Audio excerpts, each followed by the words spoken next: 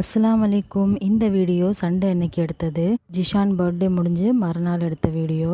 அன்னைக்கு சண்டே இல்லையா, கொஞ்சம் மட்டன் எடுத்துகிட்டு வரலான்னு சொல்லிட்டு நானும் ஜிஷானுமே போயிருந்தோம். எனக்கு தனியாக போகிறதுக்கு ஒரு மாதிரியாக இருந்துச்சு, அதனால் அவனையும் கூட்டிகிட்டு போயிருந்தேன்.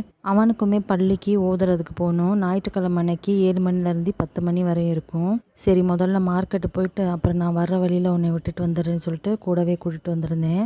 நானும் என் பிள்ளைகளும் சரி, என் ஹஸ்பண்டும் சரி, ஆட்டுக்குட்டியை பார்த்தா அப்படியே நின்றுருவோம் ஸ்டக் ஆகி. அவங்கள பார்த்துட்டு தொட்டு பார்க்காம போகவே மாட்டோம். எங்களுக்கு ஆடுனா ரொம்ப உயிர், எங்களுக்கு ரொம்ப பிடிக்கும். என்ன பண்ணுறதுங்க, வளர்க்குறதுக்கு தான் இடம் இல்லை. வளர்த்தேன், ஆனால் வளர்க்குறதுக்கு இடம் இல்லாமல் நான் கொடுத்துட்டேன். இந்த ஆட்டை பார்த்தீங்களா, வெள்ளை வெள்ளையர்னு அழகாக இருக்குல்ல. இன்றைக்கி என்ன பிளான்னா, நாள் வச்ச பிரியாணி அப்படியே மிச்சப்பட்டு போச்சு. அது கூட சரி மட்டன் எலும்பு தால்ச்சா செய்யலான்னு சொல்லிட்டு அதுக்கு தான் கொஞ்சம் சாமான்லாம் வாங்க போயிருந்தேன். மாங்காய் தேடி தேடி பார்த்தேன். லாஸ்ட்டில் லோக்கல் மாங்காய் தான் கிடச்சி. சரி என்ன பண்ணுன்னு சொல்லிட்டு அதில் 2 காய் மட்டும் எடுத்துட்டேன். இவனையுமே பள்ளியில் விட்டுட்டு நான் அப்படியே கிளம்பியாச்சு. கூப்பிடுறது அவங்க கூப்பிட்டுக்கிடுவாங்க. வீட்டுக்கு போய் எனக்கு வேலை நிறையா இருக்குது. எல்லா பாத்திரமும் எல்லாம் வாஷ் பண்ணிவிட்டு அப்புறம் மட்டன் க்ளீன் பண்ண உட்காந்துட்டேன்.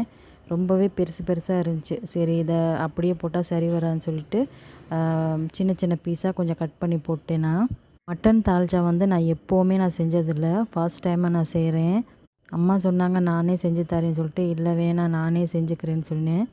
எல்லாத்தையும் வாஷ் பண்ணி எடுத்துகிட்டு காய்கறியெல்லாம் அப்படி கிடந்துச்சு. அது எல்லாத்தையும் அப்படியே இருக்கட்டும், எல்லாமே யூஸ் பண்ணுறதானே, அப்புறம் எடுத்து வச்சுக்கலான்னு சொல்லிட்டு முதல்ல மட்டன் வேக போட்டுடலான்னு சொல்லிட்டு வேக போட்டிருந்தேன். நான் 1 கிலோ மட்டன் எடுத்திருந்தேன். ஆனால் தால்ச்சாவுக்கு பாதியாக பிரித்து 1/2 கிலோ நான் எடுத்திருக்கேன். பருப்போடு வேக போட்டால் பருப்பு நல்லா கரைஞ்சிரும். மட்டன் வேகான்னு சொல்லிட்டு முதல்ல மட்டனை ஒரு 3-4 விசிலுக்கு நான் வேக வச்சுட்டு அதுக்கப்புறம் தான் பருப்பு போட்டேன். நான் கடலைப்பருப்பு, துவரம்பருப்பு இந்த 2 பருப்பையும் கொஞ்சம் நேரம் ஊற வச்சுட்டு போட்டேன். மட்டன் தால்ச்சா செஞ்சுக்கிட்டு இருக்கும் போதே ஒரு நினப்பு வந்துச்சு, சரி தக்காளி ஜாம் செய்யலாம்னு சொல்லிட்டு. இதுவும் ரொம்ப நாளாக யோசிச்சுக்கிட்டே இருந்தேன். இன்றைக்கி செஞ்சிடலான்னு சொல்லிட்டு அதுக்குமே டக்குன்னு ரெடி பண்ணிக்கிட்டு இருந்தேன்.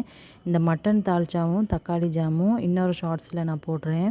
இந்த தக்காளி ஜாம் யார்கிட்ட கற்றுக்கிட்டு இருந்தேன்னா எங்கள் மாமிகிட்ட தான். எங்கள் மாமி காரைக்குடி, இன்னொரு மாமி வீடு திருப்பத்தூரில் இருக்காங்க. 2 பேருமே சமையல் சூப்பராக பண்ணுவாங்க.